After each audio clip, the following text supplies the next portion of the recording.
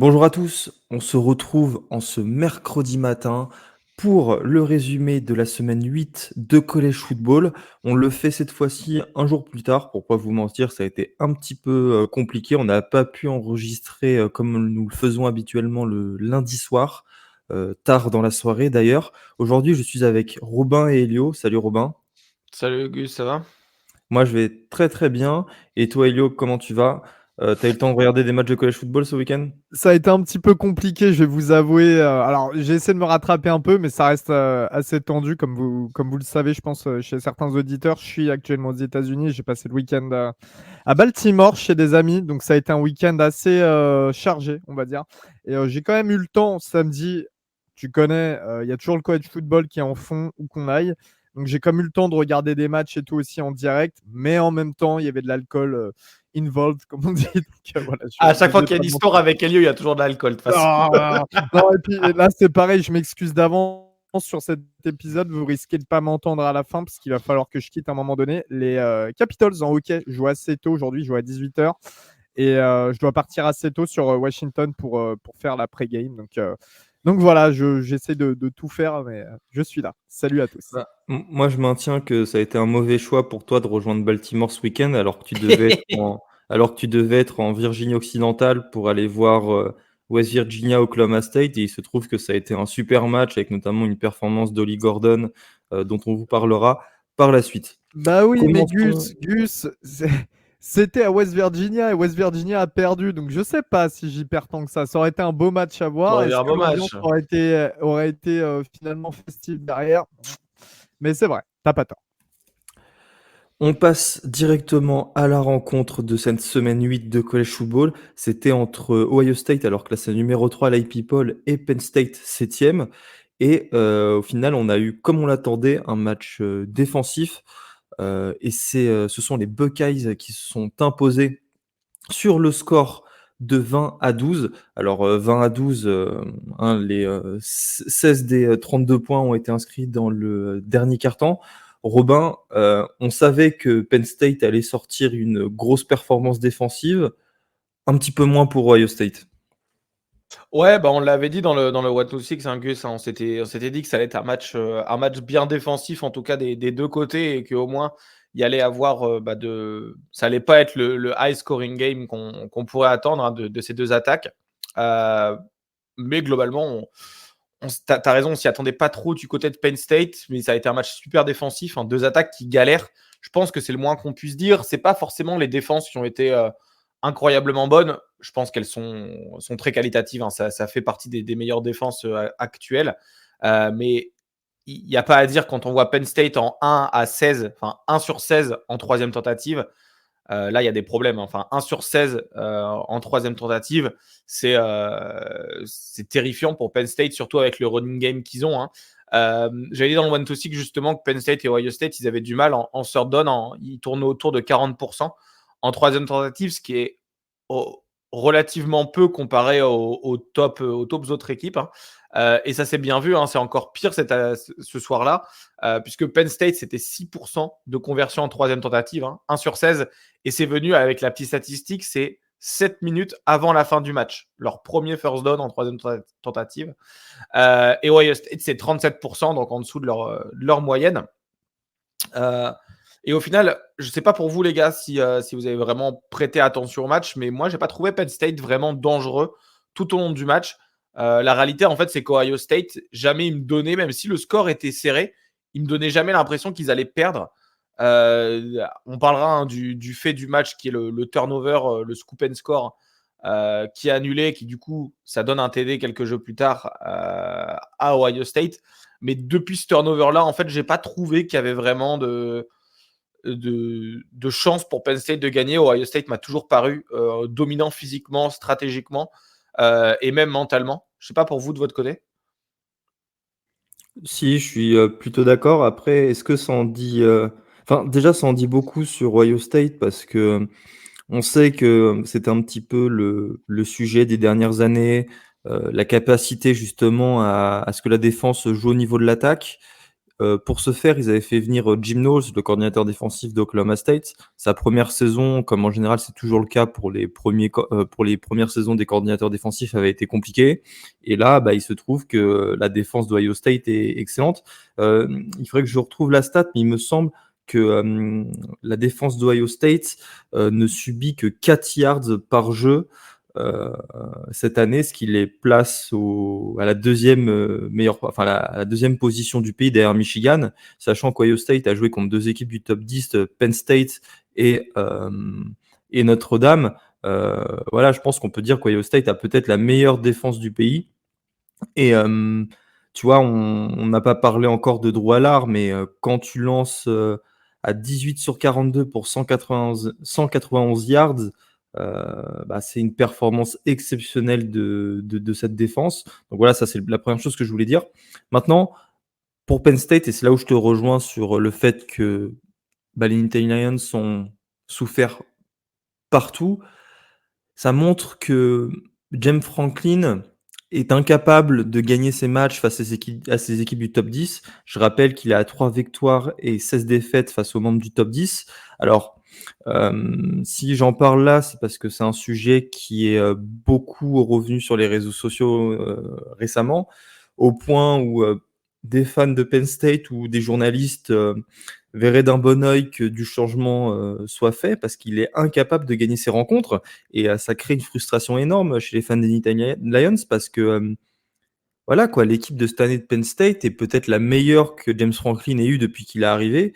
Faudrait que je retrouve, si quelqu'un peut me retrouver la date à laquelle il a rejoint le programme, ça serait sympa. Peut-être 2017 ou 2018. Mais bref, quoi, il ne gagne pas ses matchs. Et au contraire, en face, tu as une équipe qui est habituée à les gagner. Je pense que maintenant, depuis les années 2000, Ohio State a dû en gagner 40 des matchs face à des équipes, face à des membres du top 10.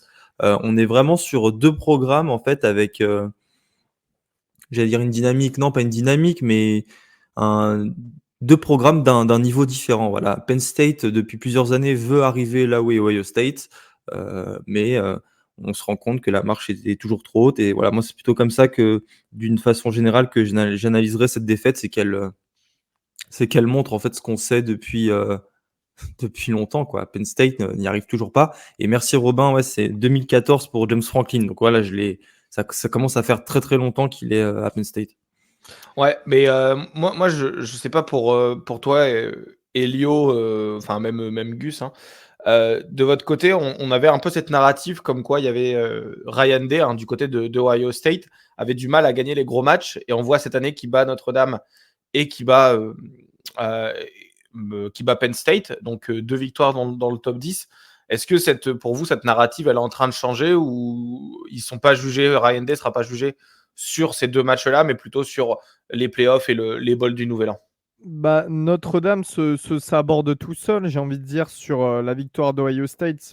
Normalement, les Buckeyes n'étaient pas partis pour remporter le match, et surtout de cette manière. Là, pareil, finalement, je me retrouve pas avec un gros match d'Ohio State. Alors, la défense fait très bien son boulot, ils contiennent Penn State, etc. Mais j'ai pas non plus, comme tu l'as dit, Robin, vu un Penn State étincelant.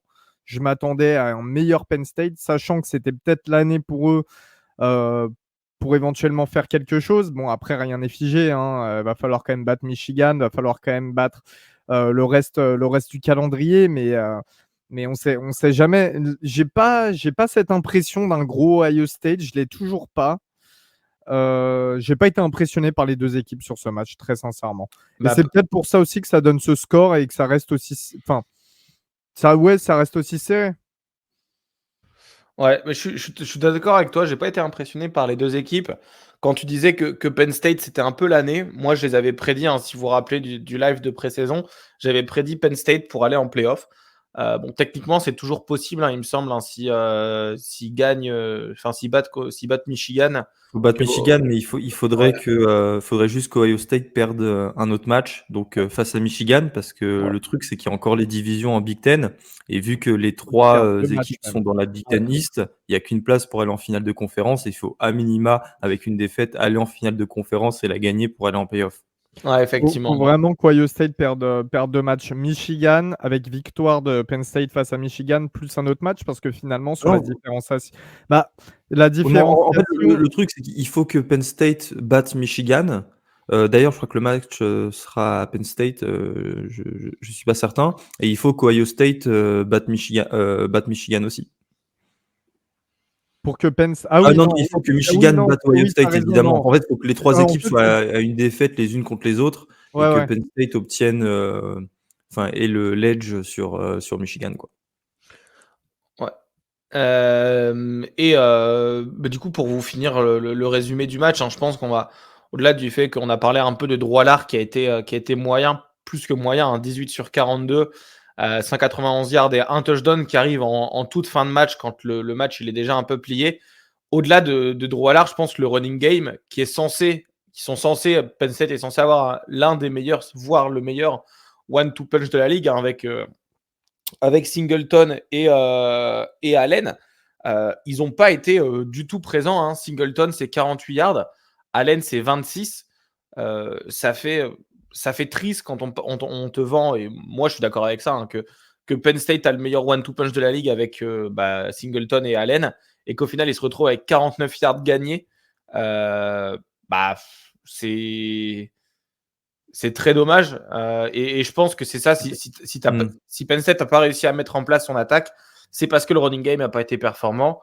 Pourquoi il n'a pas été performant? Parce que la ligne défensive de Ohio State, elle était présente et ils se sont fait malaxer.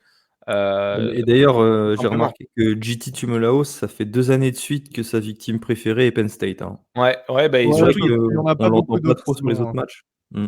ouais, et surtout de son côté, il me semble qu'il était du côté de Olofashonu, là, le tackle qui est ouais. pressenti pour être un premier tour de draft. C'est un super joueur.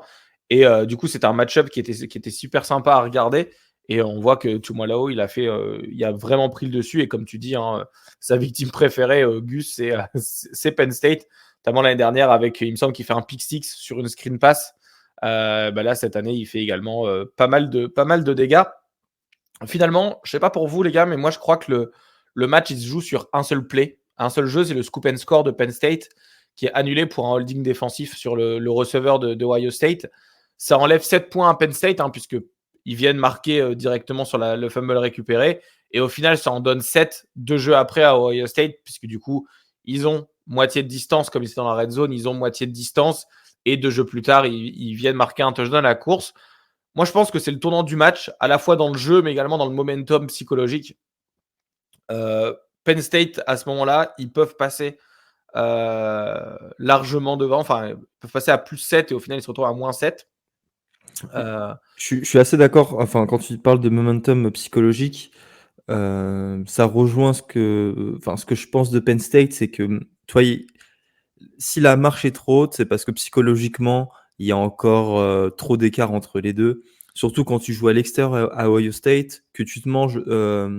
Enfin, quand tu vois ton scoop and score annulé par une décision arbitrale, euh, putain, faut avoir des ressources mentales quand même pour passer outre ce fait de jeu et repartir de l'avant. Et Penn State n'a pas réussi, tu vois.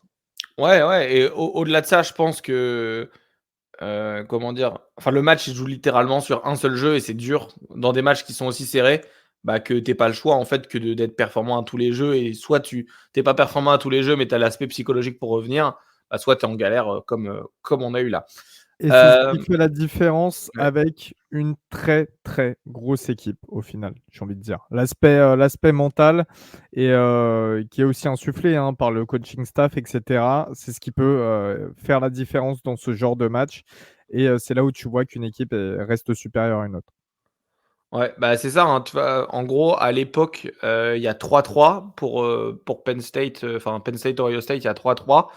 Ohio State, du coup, ils marquent, enfin, ils prennent 10-3, mais en réalité, bah, il y a un holding qui est sifflé, du coup, un defensive holding, donc c'est first down, et ensuite, 2 jeux plus tard, il y a un touchdown. Au final, tu vois, ça t'amène à 10-3 de l'autre côté, et après, bah, Penn State, ils peuvent commencer à mettre leur running game en place parce qu'ils courent pas après le score. Donc effectivement, c'est compliqué de revenir de ça. Euh, Je pense qu'on peut terminer avec une petite partie sur le futur des deux équipes. On a parlé un peu de Penn State. Il fallait qu'ils gagnent. Il faut qu'ils battent Michigan pour au moins espérer quelque chose. Ohio State, s'ils battent Michigan, c'est directement une victoire pour les une victoire qui assure la place pour les playoffs. Et même s'ils perdent contre Michigan, au final, ils vont se retrouver qu'avec il y aura toujours un débat, ouais. Ils vont se retrouver qu'avec une seule défaite en dernière semaine. Et ça peut très rapidement se tomber. Tu dis, bah tiens, tu perds contre le deuxième, puisque globalement, Michigan sera toujours deuxième. Tu perds contre le deuxième. Et tu bats Notre-Dame et Penn State qui seront certainement deux équipes du top 15 à la fin de saison, quoi. Donc et du coup, tu as au moins une place pour un gros bowl du Nouvel An dessus. Attention à dès la semaine prochaine, le match du côté de Madison face à Wisconsin, on ne sait jamais. Ah, c'est peut-être le match face à Rutgers dans 2 semaines qui me fait peur parce que Rutgers, c'est peut-être l'occasion d'en parler. C'est la belle surprise en Big Ten cette année. Ils sont à 6 victoires et 2 défaites. Ce week-end, ils ont battu Indiana avec encore un gros match de leur. Pour le coup, non, justement, leur running back. Attends, comment il s'appelle leur running back? Il a un nom bizarre. Il s'appelle. Oui, là, Kyle Monongai a fait une performance à 109 yards. Lui, il les enchaîne, les yards depuis le début de la saison. Et c'est aussi le quarterback Gavin Wimsatt, rappelez-vous, là, le 4 étoiles qui avait fait beaucoup de bruit à l'époque, qui a complété seulement 5 passes sur 12 tentées, mais a couru pour 143 yards et 3 touchdowns. Voilà, c'est juste pour dire que Rutgers, c'est une équipe dont il faudrait parler un petit peu plus, mais on en aura l'occasion parce que leurs 4 prochains matchs, c'est face à Ohio State, Iowa, Penn State et Maryland. Ils ont même reçu des votes, je crois. Ils ont reçu un vote pour l'IP-Poll. Ça faisait depuis 2014 que ça n'avait pas été le cas. Donc voilà, Rutgers, belle équipe à suivre en Big Ten cette année. Et voilà, si j'étais James Franklin, je serais pas trop serein à l'idée d'aller à Piscataway. C'est ça, Piscataway, Léo? Ouais, Piscataway. Penn State reste dans le top 10 de l'AP-Poll malgré cette défaite, assez logique. Ça reste quand même une défaite de 8 points à Columbus chez Ohio State qui était 3e à l'AP-Poll. On passe à la suite, on passe en Pac-12 avec USC Utah et ce sont les Utes qui se sont imposés face aux Trojans dans un super match. Alors, on va pas vous expliquer le déroulé. Ce qu'il faut savoir, c'est que juste dans le 4e quart-temps, USC passe devant à 1 minute 52 de la fin du match, 32-31, jusqu'à un dernier drive magnifiquement bien mené par Bryson Barnes, le quarterback numéro 2, puisqu'on a appris que Cameron Rising serait absent jusqu'à la fin de la saison et il est donc éligible à un redshirt médical, donc on pourrait le voir en college football encore l'année prochaine. Ça, c'est une très très bonne nouvelle pour nous. Et voilà, il y a un dernier beau drive de Barnes avec notamment une grosse course qui a permis d'aller chercher le field goal range, et Cole Baker, le kicker, s'en est chargé à 38 yards. C'est une deuxième défaite d'affilée pour USC. Ça me dérange presque un petit peu là de parler de USC. Vous êtes chaud les gars, on parle de Utah avant? Moi, ce que je voulais faire, en fait, USC là, en l'occurrence, je m'en fous. C'est pas une hate envers USC du tout. Non, mais c'est pas ça. C'est qu'en fait, à perdre à Utah, quoi. Non, mais c'est que ça m'intéresse. Ouais, voilà, ça m'intéresse moins de parler de USC parce que Utah, ce que fait Utah, et j'en avais déjà parlé en début de saison. Mais moi, je trouve que le boulot de Whittingham là depuis plusieurs années, les gars, c'est exceptionnel. Être à 6-1 quand t'as pas ton quarterback titulaire de la saison, que la moitié du temps tu l'as pas eu l'année dernière. Quand t'as pas ta meilleure arme offensive qui est Brand Coite, qui était aussi absent une bonne partie la saison dernière, quand t'as pas tout ça et que tu tapes des équipes aussi bonnes avec autant de potentiel et que tu restes autant discret, et là ils ont perdu London Barton, leur meilleur linebacker pour le reste de la saison, ça c'est dur aussi. Mais en fait, moi, je trouve que Utah, le boulot qui est fait là-bas est exceptionnel. Et c'est tellement le genre d'équipe dont on parle pas beaucoup, en fait. À contrario, tu vois, en Pac-12, c'est dommage parce que on parle beaucoup d'autres équipes qui peut-être méritent, dont USC d'ailleurs, qui peut-être mériteraient un petit peu moins d'attention qu'une équipe comme Utah, qui, avec pas grand-chose, fait énorme. Parce que justement, toi, C'est vrai qu'on en parle plus depuis cette victoire parce que, en fait, cette victoire a remis Utah, dans la course aux playoffs, hein, avec 3 victoires et une défaite en Pac-12, avec notamment le match, de samedi prochain qui se profile à 21h30 face à Oregon, qui a battu d'ailleurs Washington State, on en parlera un petit peu, tout à l'heure. Utah pourrait gagner un troisième titre de conférence, consécutif. Alors évidemment, ça passerait par des victoires là sur cette fin de saison face à Oregon et Washington notamment, mais au moins tu affrontes les équipes, contre qui, enfin, contre lesquelles tu vas te battre pour cette, 1re et deuxième place et ça, c'est un très, très bon point pour Utah. Battre USC, c'était la première marche pour se donner les moyens de rêver à cette, 3e finale de conf, d'affilée et maintenant c'est chose faite, donc bravo.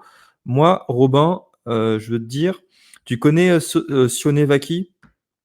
Et bah oui, j'en parlais la semaine, j'en parlais dans le One to Six, il me semble, ou j'en parlais dans Je l'épisode te donne les d'avant. stats avant que tu en parles? Ouais, bah, de toute façon, j'en avais parlé, ouais, je crois que j'en avais parlé dans le One to Six, pas dans l'épisode d'avant, mais effectivement, Bah, c'est une ce super Sionevaki, c'est tout simplement un safety que Kyle Whittingham a décidé de faire passer de l'autre côté, du terrain. Alors sachez qu'il joue en double plateau, hein, donc il fait les 2 sur un match. À la course, 9 portées pour 68 yards et à la réception, 5 réceptions en l'occurrence, pour 149 yards et 2 touchdowns. Ça, c'est une performance de MVP offensif, ouais, et regarde ses stats défensifs parce que je sais pas si tu les as sous les yeux, mais non, je c'est les ai le pas, hein, meilleur plaqueur de Utah. et en plus, c'est le meilleur plaqueur C'est le meilleur plaqueur de Utah avec 32 plaquages, solo, il me semble. sur l'année, ouais. Sur l'année évidemment, hein, pas sur le match. Et il me semble qu'il fait un fumble, qu'il force un fumble et qu'il en récupère un. J'ai pas sa stat, attends, je vais regarder sa stat justement dessus en attendant. Mais effectivement, ouais, c'est un vrai joueur et il mérite en fait d'avoir la reconnaissance. Parce qu'en double plateau, on parle toujours j'ai oublié son nom là, de Colorado, Travis Hunter. Travis Hunter. On parle toujours de Travis Hunter, mais au final, bah, Sionevaki, il fait les doubles plateaux également. On parle moins de lui, mais là, tu vois, 34 plaquages, 9 assists, une passe déflexion, un sac, une interception qui est retournée pour 2 yards. Donc c'est pas rien quand même, hein. C'est des bonnes performances en défense, en plus des stats que Gus vous a cités en attaque. Franchement, moi, je vais pas spoiler mes MVP, mais Ouais, parce que tu as clairement, aussi un autre très beau concurrent. Mais tu vois, moi, je ouais. suis hyper content que le débat soit revenu là sur les joueurs double plateau. C'est vrai qu'on n'en parlait pas trop ces dernières années. Alors, dans les années 2000 et notamment début des années 2010, on avait eu des grands joueurs double plateau. Je pense tout de suite évidemment à Jabril Peppers. Mais Oui. ouais, le fait peut-être que Travis Hunter joue double plateau, et bah, ça a permis à d'autres coachs de réfléchir à ce phénomène et peut-être qu'on verra de plus en plus de joueurs faire ça. Moi, je le souhaite parce que voilà, ça rajoute encore des choses cool à regarder. Ça nous donne d'autres histoires, d'autres anecdotes et je pense qu'on est friand de ça. Alors, C'est la troisième victoire d'affilée il me face à semble qu'au USC, départ, Robin. il me semble qu'au départ, en fait, Sione Vicaille, il est pas running back de base. C'est parce que les autres sont blessés. Ouais. Donc c'est vraiment, un remplacement au pied levé, qui est là. Mais effectivement, comme tu dis, troisième victoire, hein, face à USC, c'est littéralement la bête noire, hein, de USC Utah et c'est la bête noire de plein d'équipes parce qu'Oregon non plus n'arrive pas à gagner contre Utah. Enfin, on galère, Et heu, d'ailleurs, je l'équipe. regardais les 10 dernières confrontations entre Utah et Oregon et en fait, tu regardes que sur les 10 confrontations, hormis, peut-être, je sais pas si c'était l'an dernier ou pendant le covid, mais tu as aucun match serré. C'est toujours, l'un qui, explose l'autre ou l'inverse. Ouais, c'était l'année dernière qu'on a eu là un match serré qui s'est joué il y a pas longtemps, mais sinon effectivement, je crois que c'est en 2019 ou 2020 c'est 2020, où Oregon perd 2 fois contre Utah en back to back presque, en gros, ils perdent en fin de saison et ensuite en playoff, enfin pas en playoff, en Pac-12 Championship Game. Mais effectivement, ça va être un super match, on en parlera dans le One to Six, hein, également en preview, mais attention, à Utah, comme Elio l'a dit, ça fait des années qu'on le répète, que Utah est une superbe équipe, bien coachée, qui mérite, d'avoir un peu plus de reconnaissance et bah, là, il est temps de leur donner parce que cette victoire face à USC, elle montre, Ah, moi, je pense qu'ils l'ont déjà.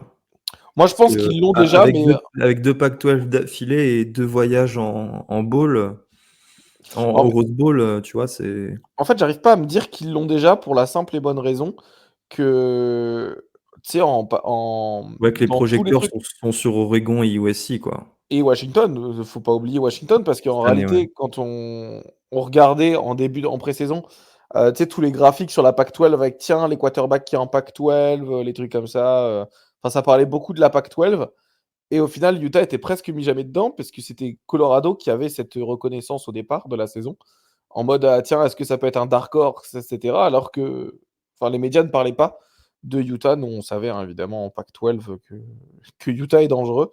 À voir, hein, ce que ça donne les prochains matchs. Mais Barnes, il est super comme il le dit. Whittingham, il fait un travail incroyable. Moi, je trouve que c'est un super coach, et d'ailleurs sa petite déclaration à la fin qui est incroyable. Est-ce que Gus, tu l'as en tête ou pas cette déclaration sur, le Iceman et le fermier? Ah oui, parce que, Bryson Barnes, ce serait un éleveur, porcin. Bryson Barnes, les parents de Bryson Barnes, ils ont, je crois 12 000, ils ont 12 000 porcs en gros, dans leur ferme. Et du coup, Whittingham, il a fait un petit parallèle en mode, la déclaration exacte, c'est, on sait que USC, ils ont un Iceman, du coup, ils peuvent faire des belles choses, mais nous, on a un fermier, enfin un éleveur de cochons, et je suis quand même confortable avec ça.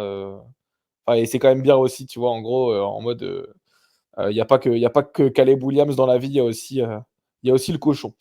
Ah, Euh, les coachs, un petit peu touchés dans leurs égos voilà, quand toute la lumière, n'est pas sur eux ou leur programme, je Après, pense moi, que je pense c'en est un autre exemple. Moi, ça me fait rire, je suis d'accord, hein, mais Moi, je pense voilà, pas que c'est touché dans l'ego, tu vois, parce que c'est la réalité, elle est là, tu vois, c'est que bah ils ont, enfin tout le monde, personne parle de Utah, surtout avec oh, sans c'est un peu Rising. dur quand même, non? Que personne parle de Utah. Moi, je sais pas, hein, mais moi, je trouve pas qu'il y ait beaucoup de médias qui parlaient de Utah avant la victoire face à USC, hein. Ouais, non, moi non plus. Non, non. Mais en général, non, on parle pas de Utah. Quand on parle de Pac-12, je suis désolé, on parle pas de Utah. Et regarde, un truc tout con, hein, mais combien de fois on a pris autant de temps pour parler de Utah dans un épisode depuis le début de la saison? Ouais, Même en Face one à to six, hein. Florida. ouais, Ouais, contre Florida, ouais. parce qu'on a plus parlé de Florida que de Utah sur ce match. C'est pas faux. Bon, OK. Mais en tout cas, superbe match et hâte de voir le reste de la saison pour Utah parce qu'il y a un monde où voilà, Utah a qu'une seule défaite et Washington une, contre Utah et attention à la finale de Pac-12. On va passer à la section sur, l'arbitrage et là, pour le coup, bon, on sait que c'est un sujet, récurrent dans le podcast, notamment pour, toi, Robin, même si c'est dans une moindre mesure, mais surtout pour Kevin.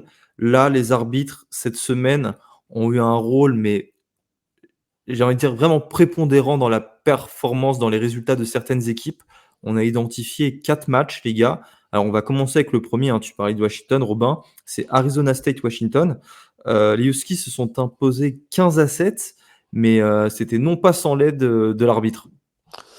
Ouais, ouais, bah, en fait, globalement, dans ce match entre Washington et Arizona State, c'est tout d'abord un match vraiment catastrophique, hein, pour Washington. 2 interceptions pour Michael Penix, il lance pas un touchdown. 27 sur 42, 275 yards. 275 yards à la passe. C'était vraiment compliqué. Moi, j'ai cru que c'était en toute fin de journée pour moi, puisque le match il commençait à 22 heures de mon côté, hein, chez moi. Et en fait, du coup, je regardais un peu le premier quart-temps, je me suis dit: «C'est vraiment me fait vraiment chier», pour être honnête, parce que, bah, tu as 0-0, ensuite tu as 7-3 à la mi-temps pour Arizona State et je me dis: «Ah tiens, Arizona State, il y a quelque chose à faire, peut-être qu'ils vont aller gagner ce match». Donc je suis resté éveillé jusque la fin, et il se trouve que Washington marque 12 points dans le dernier quart. Si je vous fais le play by play, en fait, sur le dernier, le dernier drive, on a, une passe du coup de Trenton Bourget, hein, qui est le quarterback remplaçant de Arizona State, qui est, il me semble, leur 3e quarterback, hein, ou 4e. Bon, à vrai dire, on sait pas trop qui est Et- titulaire entre Drew Pine, Jaden Rashada et Bourguet, vu que les trois en plus se blessent tout le temps. Ouais, Voilà, il y a une sorte de méli-mélo de quarterback là-bas. Ouais, c'est c'est ça. dur. Et globalement, du coup, voilà, on a Washington qui fait un holding. Jamais vu ça, si vous voulez. Je crois que la photo, elle doit être sur le compte TTP. Gus, arrête-moi si je me trompe, mais elle doit y être, non? Oui, certainement. Elle doit y être. Et en fait, c'est littéralement un holding qui est énorme. Et quand je dis énorme, c'est énorme. Euh, qui est pas sifflé, du coup, c'est un turnover on downs. Hein, c'est assez compliqué, je pense, pour Arizona State de perdre de cette manière, puisque En ça fait, aurait ça donné. les oblige à jouer la 4e tentative, c'est ça? Ouais, c'est ça. En gros, ça les oblige à jouer la 4e tentative. Et bah, Ils sont interceptés.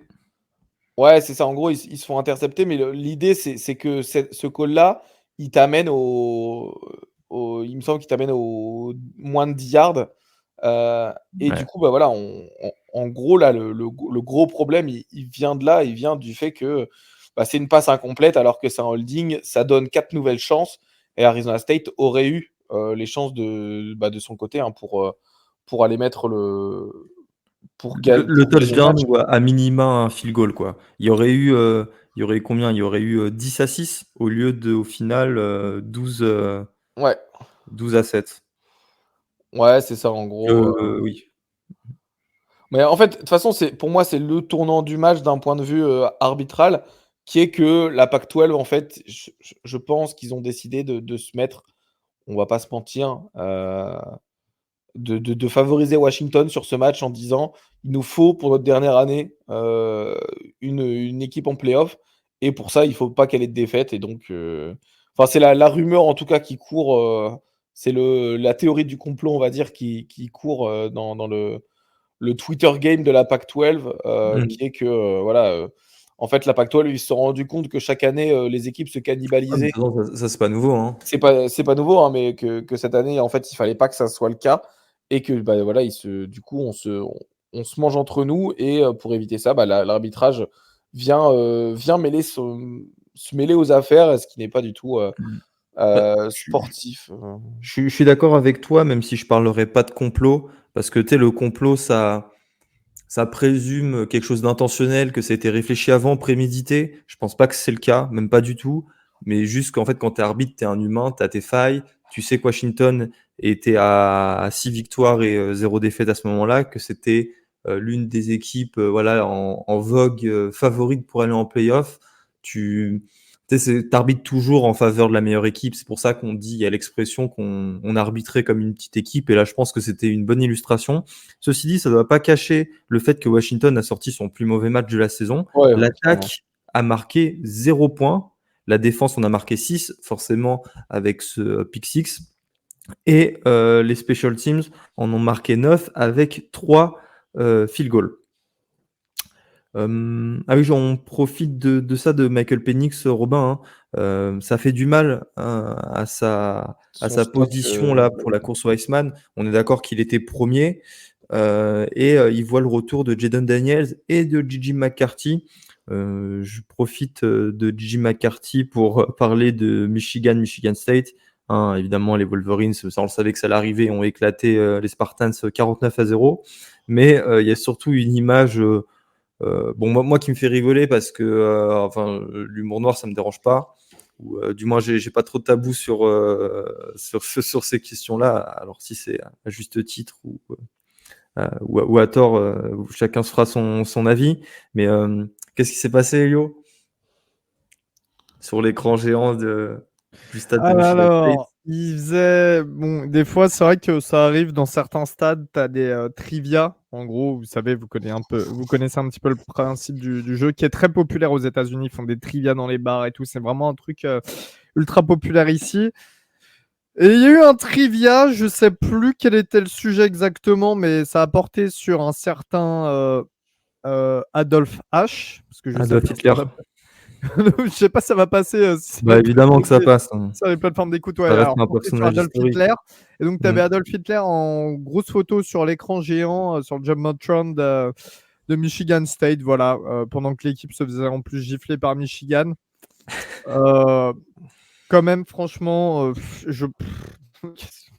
c'est Qu'est-ce que le tu veux moment qu'on psychose du dise? week-end, voilà. On va dire ça comme ça Non, pour mais essayer un petit peu de pas faire de vagues, mais c'est quand même assez cocasse, quoi. moi, je En fait, pense que le Michigan donne une très mauvaise image de lui en ce moment en college football. Entre ouais. Mel Tucker qui se masturbe au téléphone avec une assistante, qui se fait virer pour ça, Hitler dans le stade, et puis Michigan qui est accusé de tricherie. Et maintenant, je pense qu'on est au-delà des accusations. On commence à avoir des preuves matérielles de la tricherie mise en place. Peut-être qu'on en parlera à un autre moment.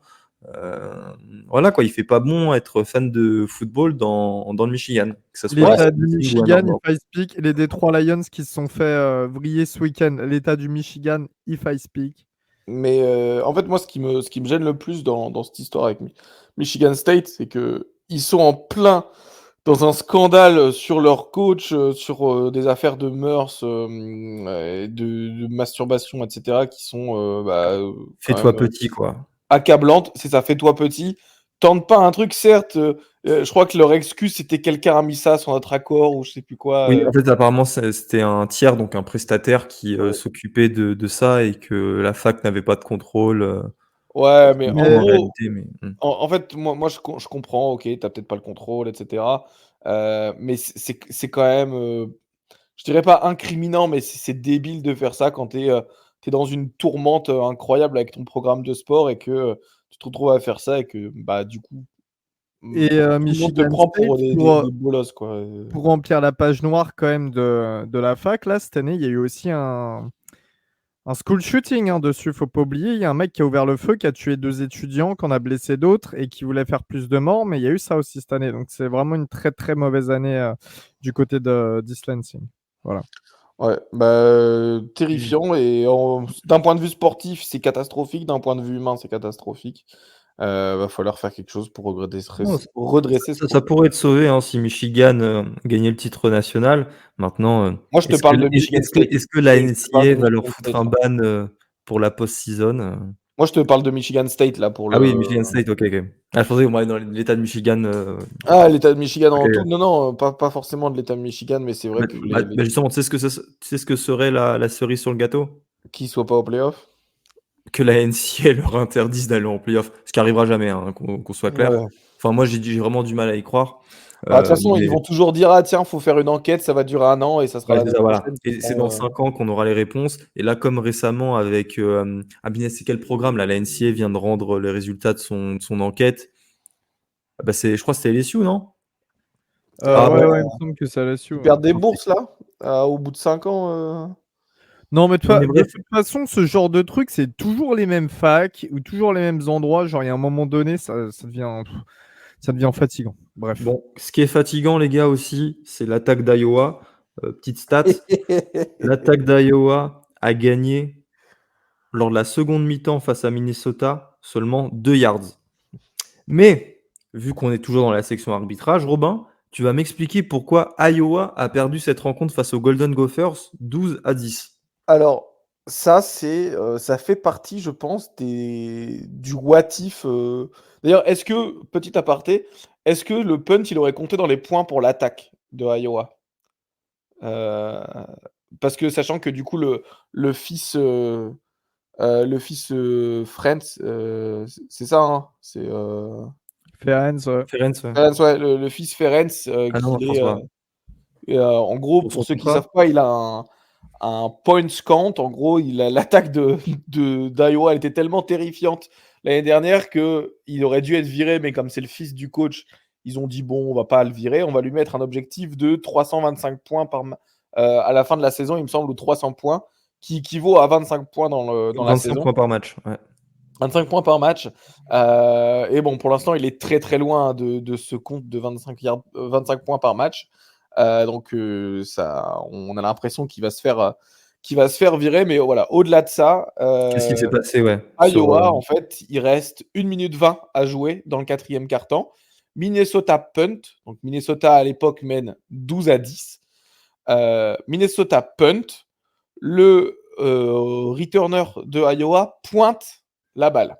il Et c'est pas pointe. n'importe qui, hein, c'était Cooper DeJean, Ouais. l'excellent cornerback, l'un des meilleurs cornerbacks du pays. Ouais, ouais, ouais.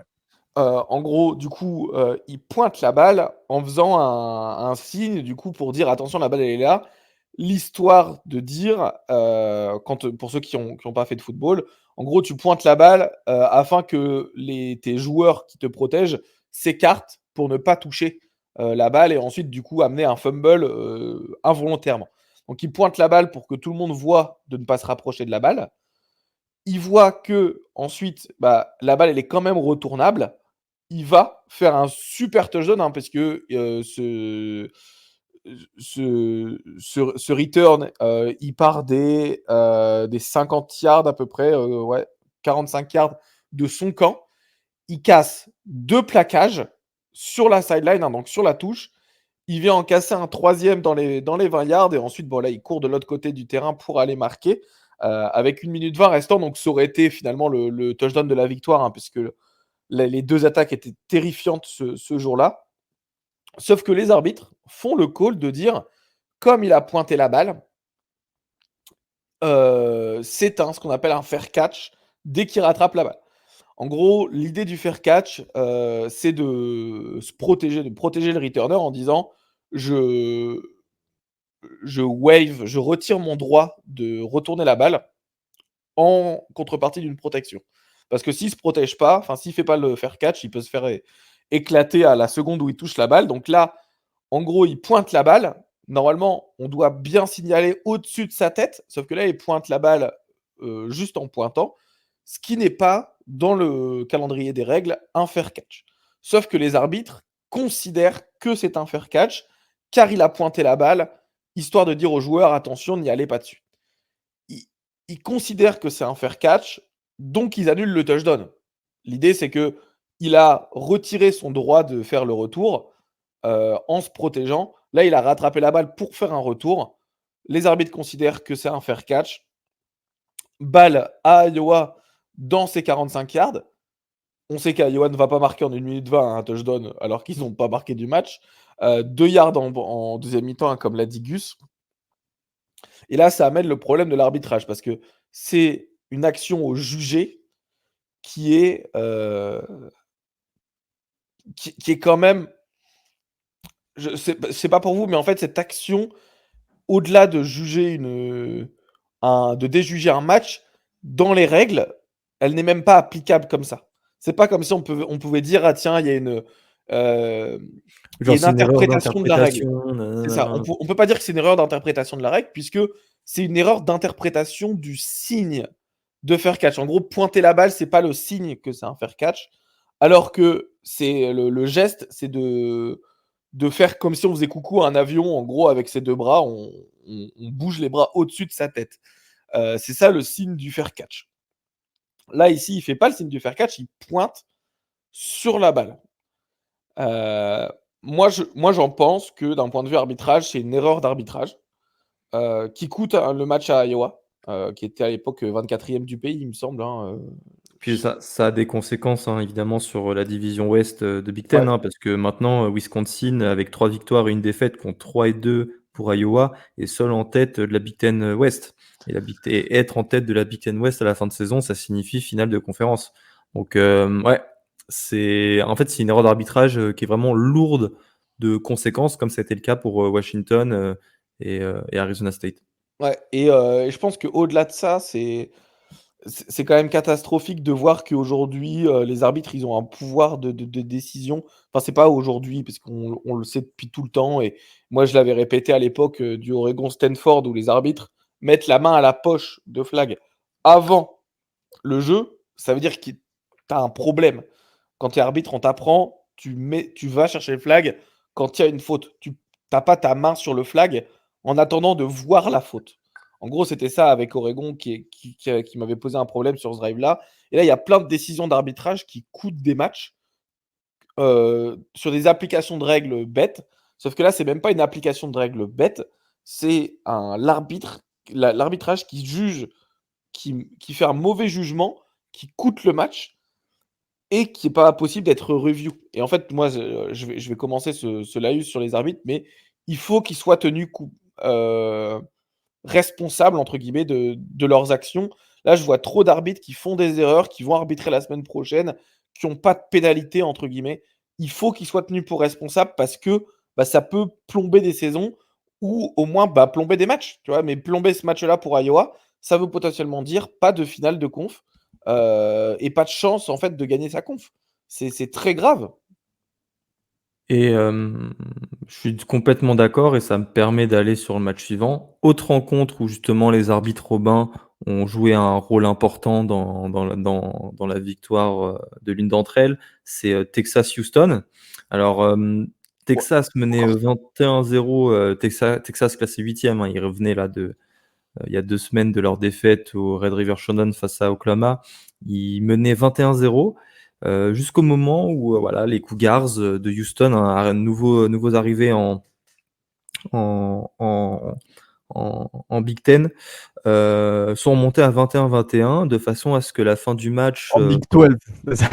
j'ai dit en Big Ten, pardon, en Big 12, de façon à ce que la fin du match, soit compliquée, indécise. On voyait, carrément Houston l'emporter. Bah, d'ailleurs, sur, le drive à 31-24 et bah, Houston avance avec notamment leur quarterback Donovan Smith, ancien de Texas Tech, qui a été excellent, hein. J'en profite d'ailleurs pour donner sa fiche de stats, 378 yards et 3 touchdowns, jusqu'au moment où sur une, 4e tentative, une 4e et 1, le running back des Cougars passe, la ligne fatidique, permettant d'aller chercher le first down. Mais les arbitres, après review, c'est ce qui est, moi je trouve c'est vraiment ce qui est le pire, décident de retirer, enfin pas de retirer le first down, mais de pas inverser la décision qui était une 4e, tentative. Alors que c'était vraiment évident que le joueur avait dépassé cette ligne. Ce qui a rendu le ballon aux Longhorns et voilà, les Longhorns remportent le match, 31-24. Alors qu'en réalité, vu d'ailleurs, bah, le momentum sur ce drive, Houston aurait dû inscrire ce touchdown et égaliser à 31-31, pour aller chercher, à minima une prolongation. Alors, il me semble que ça n'a pas été review par les arbitres qui font une mesure, mais en fait, ils regardent pas Ah la bah, ouais, vidéo. ils ont fait une mesure, ouais, voilà. Ils regardent pas la vidéo, ils font une mesure. Hem et je regardais dans le de comment dire? Dans le cahier des règles, hein, NCAA, et en fait, les arbitres ont le droit de refuser de la vidéo. Enfin, si en gros, à l'intérieur des 2 minutes, on n'a plus le droit au review, enfin, de toute façon, NCAA, il y a pas de review, on est obligé de prendre un temps mort, mais en gros, à ce moment-là, il me semble qu'ils ont plus de temps mort. Heu, en fait, c'était une troisième tentative, hein, c'est pas une 4. C'est une troisième tentative, puisque ensuite ils passent la balle, pour la quatrième. Ouais, c'est ça. En gros, c'était une troisième et un, et en fait, ils sont refusés, mais en gros, ils ont plus de temps mort, il me semble. Le fait de plus avoir de temps mort, ils en fait, ils peuvent pas prendre de temps mort pour review et les arbitres décident de ne pas revoir la vidéo, mais d'aller faire la mesure avec la chaîne. S'ils avaient regardé la vidéo, tout le monde aurait vu que c'était un first down. Et là, encore une fois, je vais revenir avec, le message de Gus: arbitrer comme les petites équipes. Si c'est Texas qui est dans cette position, les mecs font 5 minutes de review pour trouver un angle de caméra où ils passent le first down. Et là, Houston, qui était en train de revenir, donc 24-31, hein, ils marquent, ils sont à 31-31. S'ils veulent tenter la conversion à 2 points, ils peuvent passer à 32-31 et win le match sur ça. Là, c'est une erreur d'arbitrage de se faire confiance à un point où tu as l'élément de la vidéo. C'est comme si on te dit à un arbitre, au soccer: «Bah, là, tu vois, tu penses, enfin, on va te mettre à disposition des angles pour savoir s'il y a penalty ou main dans la surface», et toi tu dis: «Non». Ou on va prendre l'exemple avec le rugby, tu as un en avant volontaire d'un Sud-Africain, tu dis: «Non, je veux pas voir la vidéo», alors que la vidéo te dit: «C'est un en avant, volontaire». Là, c'est la vidéo te dit que c'est un first down. Très Tu bonne comparaison. décides tu décides de c'est en fait, c'est ça, c'est le fait que les arbitres décident de ne pas regarder la vidéo. C'est en fait, ils ont un élément à disposition et on leur dit: Ouais, on qui tu qui as qui le qui vous droit, parle. en fait, les arbitres ont le droit, quand les arbitres tapent sur leurs épaules avec leurs mains, c'est ce qu'on appelle un temps mort arbitre pour regarder la vidéo. Mmh. Aucune des 2 équipes ne prend le temps mort.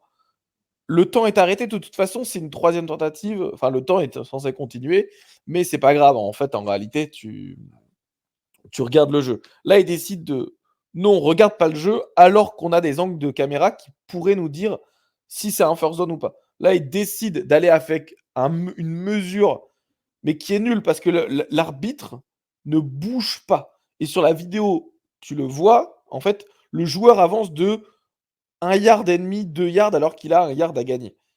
Il se fait repousser et en fait, ils le mettent là où il est tombé, ce qui est du coup pas du tout l'avance maximale, hein, qui est la règle, c'est l'avance maximale. C'est là où ta progression s'est arrêtée, pas là où tu es atterri.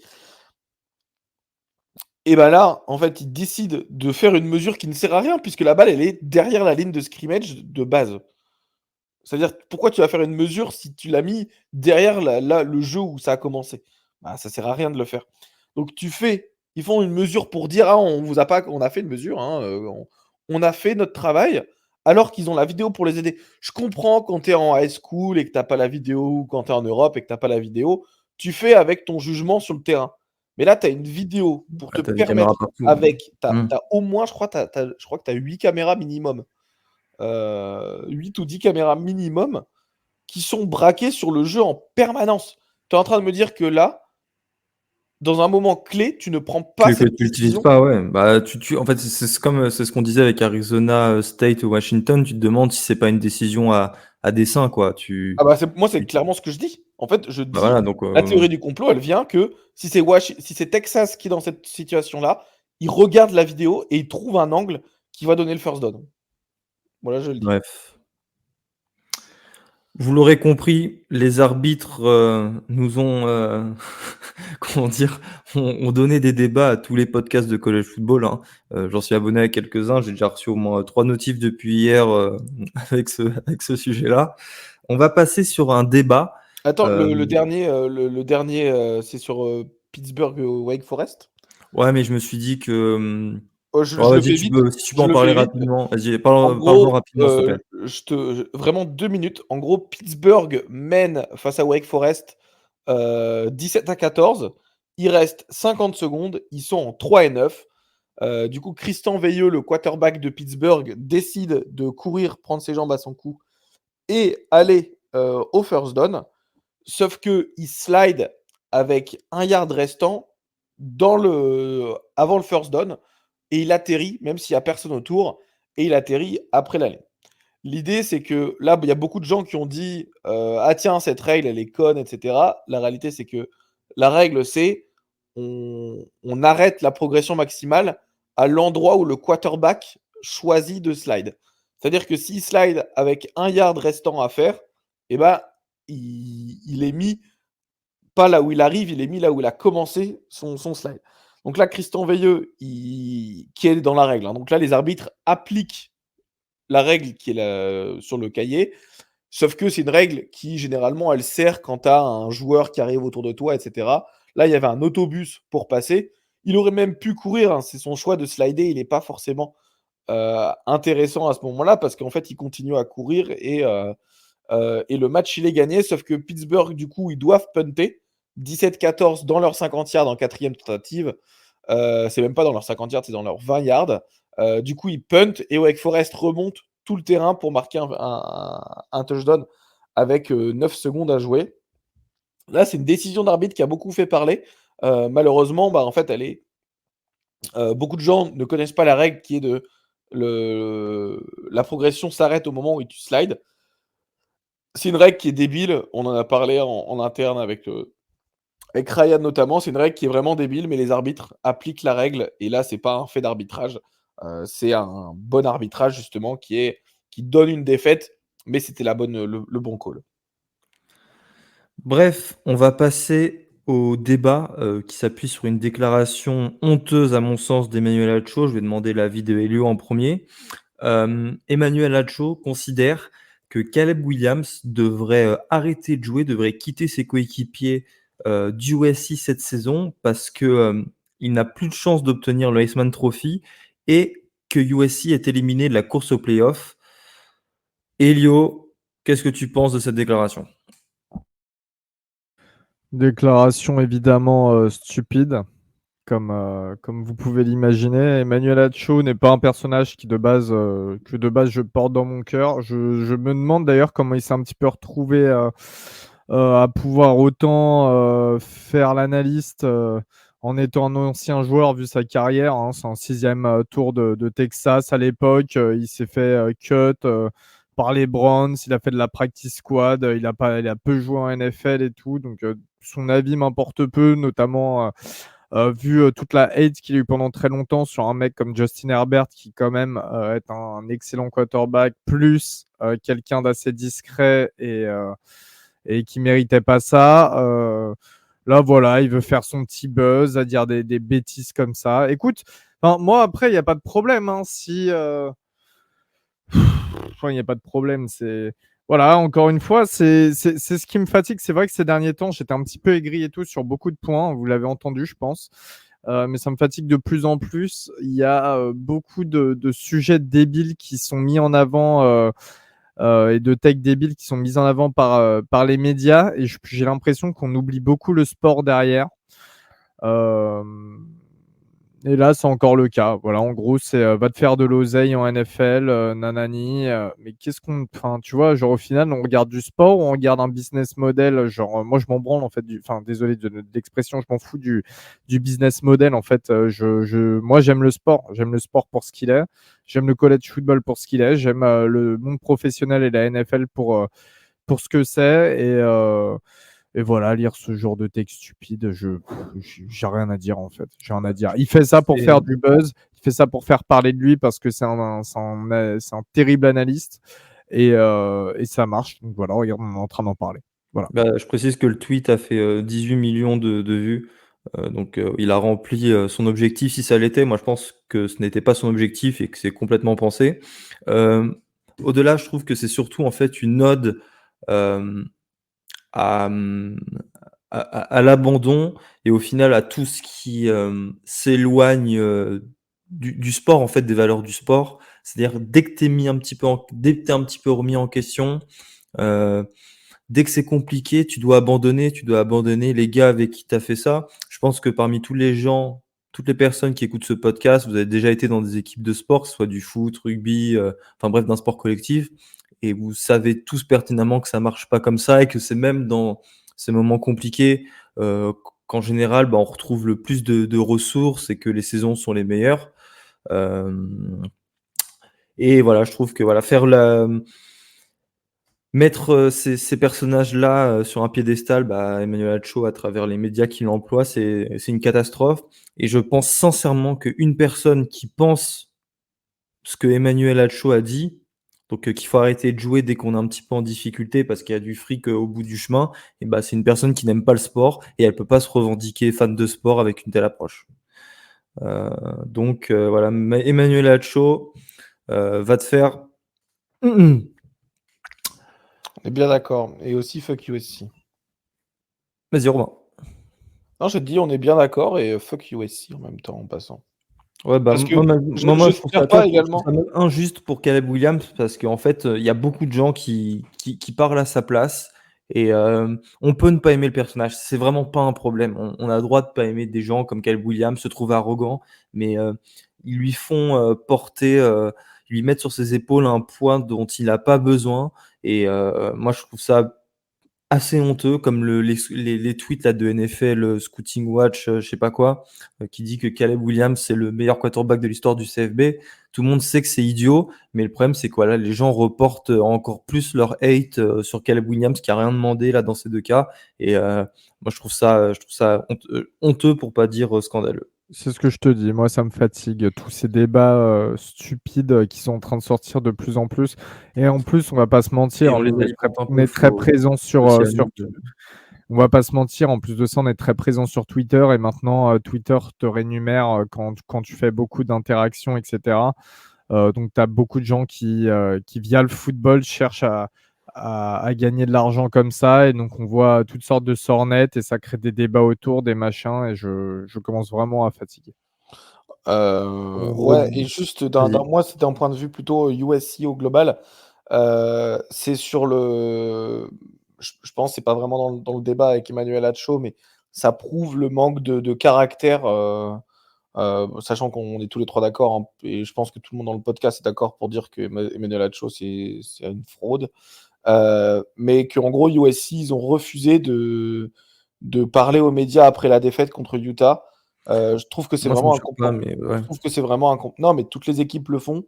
Tu vois, on va prendre un parallèle avec la France, tu vois, la France du rugby, ils sont pointés en médias, et ils ont fait les interviews avec Dupont et Galtier qui étaient là pour faire justement alors qu'ils ont perdu, et c'est une défaite qui est encore plus crève-cœur, puisque c'est une Coupe du Monde, ça arrive tous les 4 ans, que perdre contre Utah en semaine 8, tu vois. Oui, mais il y a rien de plus beau. Ouais, mais ça, tu peux pas comparer. Il y a rien de plus beau en semaine 8 que d'être toujours invaincu. Bon, là, c'était pas le cas pour USC, tu vois. Ah, je sais pas, moi, tu vois, Moi, je pense que il c'est y, juste. il y a un côté un peu voyeuriste, je trouve, dans les conférences de presse, là, tout de suite après la fin d'un match, Non, mais à c'est la règle, vouloir en fait. C'est sortir, la tu vois, règle la déclaration un peu polémique de la bouche de Caleb Williams ou de Lincoln Riley. Ou alors, limite, il y a que Lincoln Riley qui aurait dû y aller et qui protège ses joueurs, tu vois. Ouais, mais même lui, il y va pas, puisqu'au final, je sais pas si tu te rappelles, mais en gros, comment dire, là, il a refusé d'aller dans un podcast à laquelle normalement il va tous les mardis.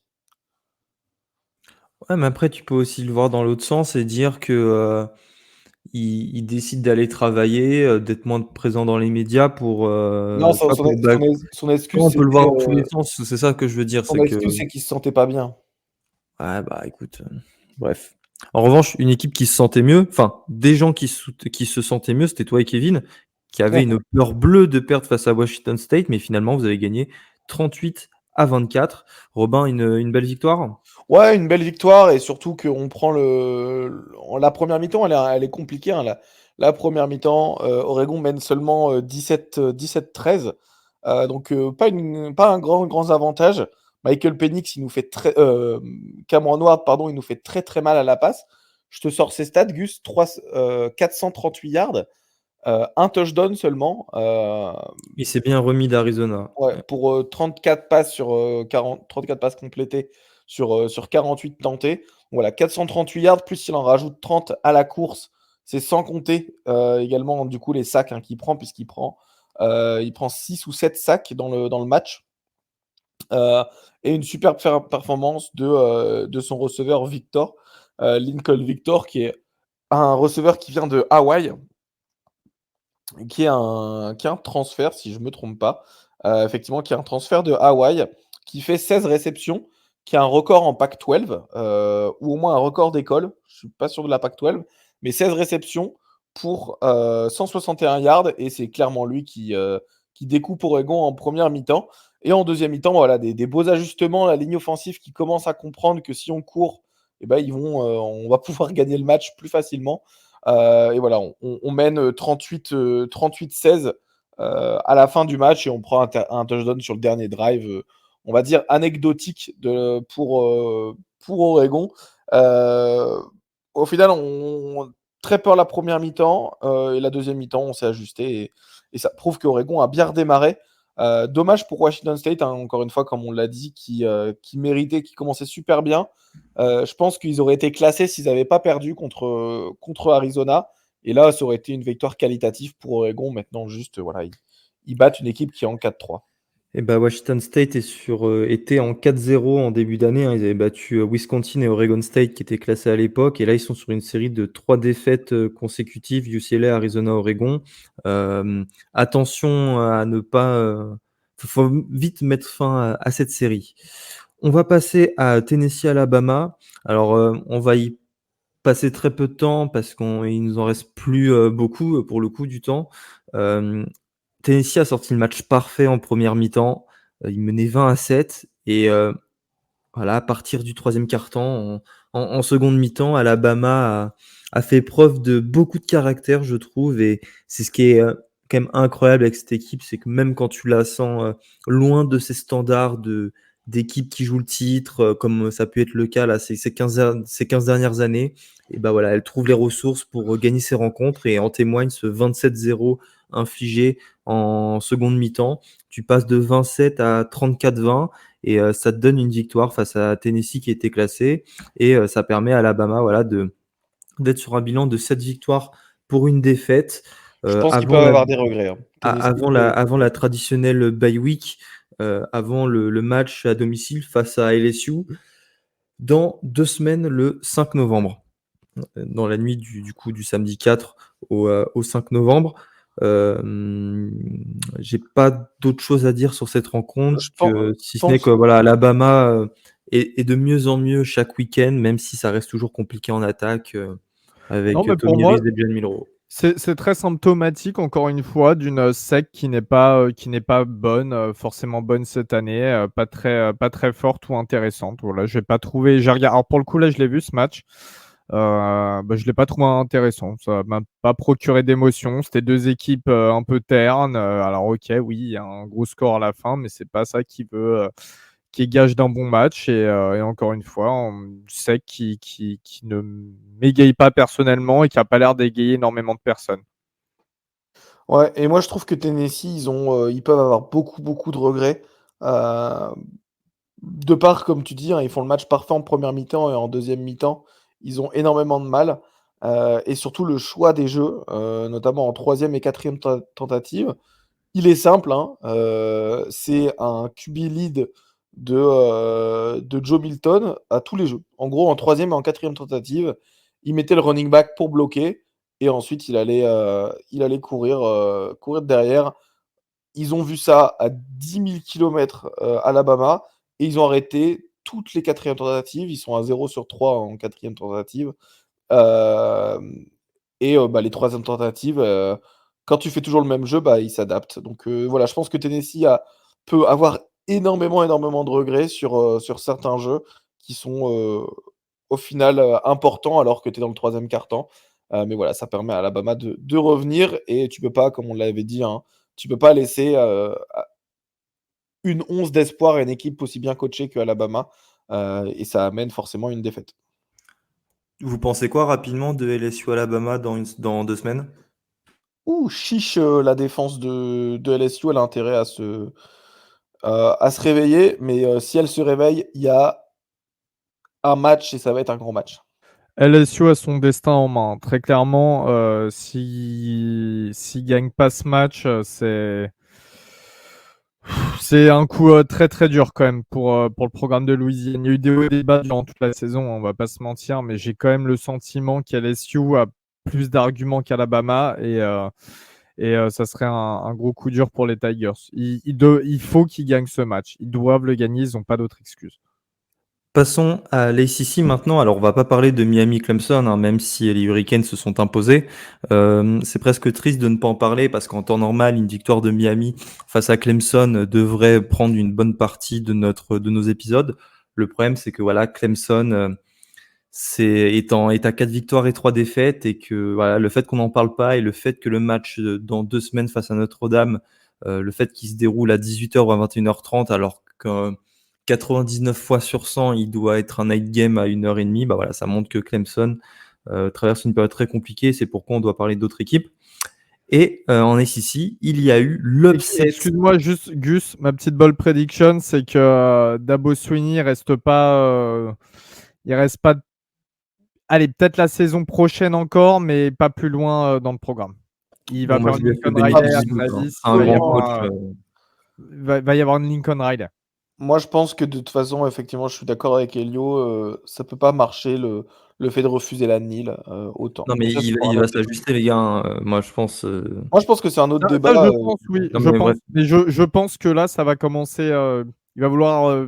Je te dis, il va faire une Lincoln Riley, voire Non, mais ailleurs. c'est très bien que ça arrive. Ça va lui permettre voilà, de s'ajuster. Oui. Il faut qu'il se sente en danger pour avancer. Et je suis convaincu que Clemson peut s'en sortir avec les joueurs et le petit frère de Lincoln Riley, dont j'oublie toujours le nom. Bref, c'est pas important. L'upset de la week 8, c'est la victoire de Virginia à North Carolina, qui était alors classée 10e à l'IP Poll. Virginia a été sur un bilan de 1 victoire et 5 défaites et 4 sur 12 depuis que Tony Elliott, justement ancien coordinateur offensif de Clemson, a repris, le programme. Victoire, alors 31-27, en plus avec un dénouement, vraiment sympa, une interception, des Cavaliers. Mais c'est surtout un choc énorme de North Carolina, étant donné que tu étais invaincu dans le top 10 de l'AP Poll, mais surtout que tu étais favori de 24 points. Quand tu es favori de 24 points et que tu perds à domicile face à une équipe qui était sur 8 défaites consécutives, face à des équipes du Power 5, c'est... Rap- Et je suis... Rappelez-vous, et ça, là, je vais prendre les fleurs pour moi. Bon, après, c'était pas difficile à deviner, hein, mais rappelez-vous de ce que je vous ai dit, il me semble, la semaine dernière, si je dis pas de bêtises. North Carolina, c'est très fragile. Et j'ai dit qu'il y a un moment où il y aurait une défaite. Alors, évidemment, je pensais pas que ça serait face à Virginia, vu le bilan des Cavaliers. Mais en l'occurrence, UNC, ça restait très fragile, notamment au niveau de la défense. Là, en plus, comme tu le dis, Gus, il y a cette interception sur Drake May, sur en fait, le dernier drive qui aurait permis aux Tar Heels de passer devant. Mais voilà, très fragile. Et Mac Brown, il est temps de partir, en fait, c'est tout. Et voilà, bon, moi, c'est mon cheval de bataille. Non pas que j'aime pas Drake May, encore une fois, voilà, c'est le problème des médias, c'est que je me bats plus contre les gens qui font passer pour un concurrent Iceman. Ce n'est pas parce que tu es un bon prospect, certainement le meilleur, que tu es un quarterback important de cette saison de college Il n'est pas football. dans la course, là. Et la preuve, c'est D'accord encore avec ce match à 50% de passes complétées, une interception, il les accumule depuis le début de l'année. Il faut le mettre, c'est une chose à mettre à son discrédit. Ça se dit ça, à son discrédit, non? Non, Bon, mais ouais. on t'en voudra pas, tonton.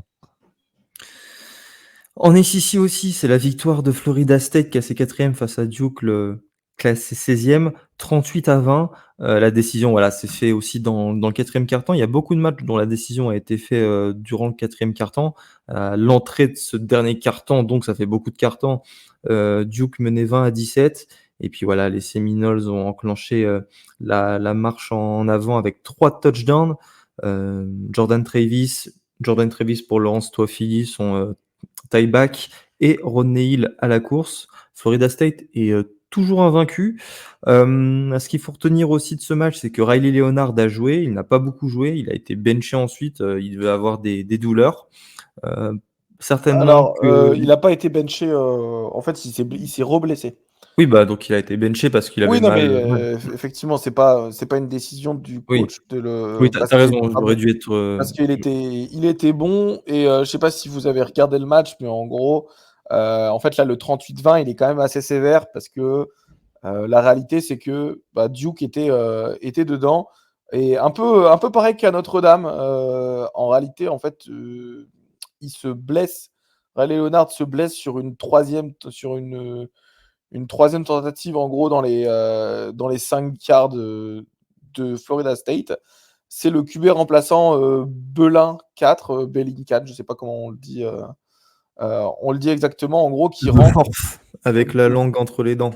Ouais, de Forf, Belin de Forf, qui est le quarterback remplaçant qui a joué contre NC State, mais joué en tight game, hein, donc en match serré à Florida State, qui a quand même qui fait beaucoup de bruit. C'est pas facile pour un quarterback freshman. Euh, Résultat, en fait, il fait deuxième tentative, troisième tentative. Et là, temps mort. Et plutôt que de prendre les points et de revenir à 3 points, il décide de tenter le touchdown, de tenter la 4e avec un quarterback remplaçant qui a 2 jeux dans un environnement hyper dur et qui a fait 2 end-off. Donc, c'est-à-dire de lancer pour sa première fois du match en 4e. Très clairement, une décision qui est assez bizarre, hein, de la part de Duke, Ouais. qui amène la défaite. Et en fait, du coup, turnover on downs, ça reste sur ce score-là de 20. Il me semble qu'à cette époque-là, c'est 20. Ça fait 20-24, pardon. De revenir à 1 point, c'est ça. Ça fait. Non, pardon, ils sont en train de mener à cette époque-là, effectivement. Ils sont en train de mener 20-17. Ils sont en train de mener 20-17. Du coup, ils peuvent prendre un 23-17 et revenir et se mettre 6 points devant Florida State. Ils décident d'aller faire un turnover on downs. Florida State marque. Et ensuite, punt, et Florida State marque 3 touchdowns. Je trouve que la défaite, elle est cher payée pour Duke parce qu'il y avait vraiment moyen de le gagner. C'était un upset alerte, je trouve, à mon niveau, que Florida State était en grosse difficulté. Et dommage que la blessure de Riley Leonard vienne nous enlever une fin de match palpitante. Parmi les autres matchs, notamment dans le groupe of 5, Georgia State et bowl eligible, ils se sont imposés face à Louisiana pour la première victoire de leur histoire face aux Raging Cajuns. Demain, donc dans la nuit de jeudi à vendredi, ils affronteront Georgia Southern pour la rivalité. Ça promet d'être un beau match. Sinon, Nevada a mis fin à une série de 16 défaites consécutives grâce à une victoire à San Diego State sur le score de 6-0. Moi, j'ai écrit un tweet comme quoi c'était une psychos win. On est d'accord, les gars. J'étais très surpris de voir ce résultat le matin quand je me suis réveillé. Sinon, Toledo continue sa série de victoires consécutives. C'était la 7e. Ils ont battu Miami at Ohio. C'était le choc de la MAC cette semaine-là, avec un très bon Dequan Finn, le quarterback qui a lancé 3 touchdowns au total. Enfin, qui a plutôt marqué 3 touchdowns, je crois qu'il en a lancé un, il en a couru pour 2. Et aussi, la grosse nouvelle, c'est que UNLV, University of Nevada, à Las Vegas, est éligible à un bowl pour la première fois depuis 2014, grâce à une victoire sur un walk-off field goal face à Colorado State, 25-23. Et vous saviez qui était le quarterback de UNLV la dernière fois que les Rebels ont commencé la saison à 6 victoires et 1 défaite? Ah! Ah! Non, vas-y. Randall Cunningham. Oh, ouais, putain. Ouh, ok. Donc, moi, je savais même pas qu'il avait joué à UNLV. Voilà, ça m'a permis de réaliser cela. Ouais. Oklahoma State a battu West Virginia. Et ça va être la transition vers nos MVP de la semaine, les gars, parce que je pense que notre MVP unanime offensif, trompez-moi, voilà, qu'est-ce que je viens de dire, moi. Et non, on a notre carte de fidélité, t'inquiète pas, Gus. Contredisez-moi, mais je pense qu'on peut être d'accord pour dire que Oli Gordon, the third, mérite ce titre de MVP offensif. Ai-je Absolument. besoin de rappeler ses stats? Vas-y, rappelle-nous. 282 yards à la course et 4 touchdowns. C'est son 4e match d'affilée à plus de 100 yards et le 2e consécutif à plus de 200 yards après Kansas. Incroyable. Moi, J'ai une non, petite moi, stat j'ai. intéressante. Vas-y, pendant que Gus, Elio. Elio, pardon. Pendant que tu prépares ton argument, une petite stat intéressante sur Oli Gordon, c'est dans l'histoire d'Oklahoma State, il rentre dans une très belle histoire parce que les joueurs à avoir fait plus de 250 yards et 4 TD sur la même saison, hein. C'est Kendall Hunter dans un match, Barry Sanders et Thurman Thomas. Donc, c'est un très très joli club pour rentrer parce que quand on sait l'histoire de Oklahoma State au niveau des running backs, c'est un beau groupe dans lequel faire partie. Et en MVP, moi, je vais être différent, hein. Je prends Sionevaki de Utah face à USC pour avoir une performance aussi exceptionnelle en attaque et tout en jouant double plateau. Voilà, on a mis du crédit pour Travis Hunter en week 1 lorsqu'il a fait. Là, je vais en mettre pour Sionevaki face à une très grosse équipe même. Sachant que je te donne la petite stat, il a 15 minutes avec l'attaque par entraînement. Je vous le donne dans le mille, hein, c'est ce que le commentateur disait. Il a 15 minutes par entraînement avec l'attaque, sinon il joue avec la défense, comme il est safety titulaire. Et ça, c'est une statistique, quand le commentateur l'a dit, j'y croyais pas, et effectivement, ils l'ont confirmé. C'est bien 15 minutes par entraînement qu'il a avec les running backs pour aller tourner quelques jeux. Je pense qu'il y en aura plus à l'avenir, hein, parce que quand à ce niveau-là, au poste de running back, il faut le garder. Moi, mon MVP, du coup, je pense qu'on en fait. J'allais mettre Sioni Vakai. Je vais mettre Lincoln Victor, le receveur de Washington State, qui a fait 16 réceptions pour 170 yards. C'est une très belle performance et c'est le record de son école. Surtout que c'était lui qui dominait Oregon avec Cameron Ward. Donc, je vais mettre le receveur de Washington State, le senior. On aurait pu parler d'ailleurs de Marvin Harrison aussi, qui a fait un très gros match face à Penn State. Je crois Il fait 170 yards et un touchdown face à d'excellents cornerbacks. Ouais, Il mais c'est à mérite la au fin de moins match. sa mention. C'est à la fin de match. Ok, non, mais toi, il les a quand même Oui, fait. oui, C'est son meilleur match de l'année. Ça reste les DB de Penn State. Moi, je trouve Ça ça reste une grosse performance. Oui, effectivement, hein, je suis d'accord. Je peux faire mon lobby pro Notre-Dame face à Benjamin Morrison. Il termine à 30 yards et 3 réceptions. Hein. Mais je dis ça comme ça. On en a déjà parlé dans l'épisode après. Pas d'autres choses à dire.